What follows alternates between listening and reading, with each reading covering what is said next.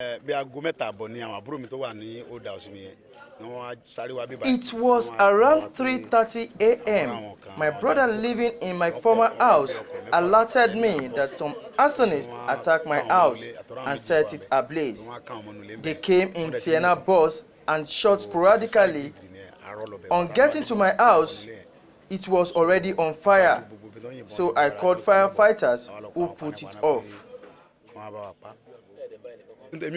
I'm not after any political appointment.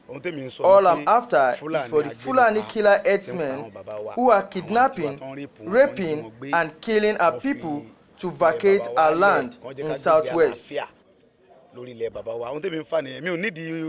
I don't need money from anybody. I'm after peace of Southwest region where our people can go to their farms without fear of the herdsmen.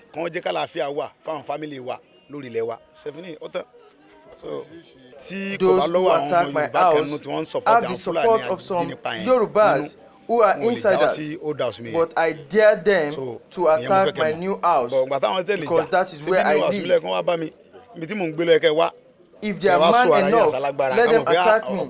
Let's see who is brave enough between me and them. The issue at hand is not an issue of ethnicity. It's not an issue of bigotry or issue of communal war. It's the issue of war against insurgency, terrorism, and banditry in Yoruba land.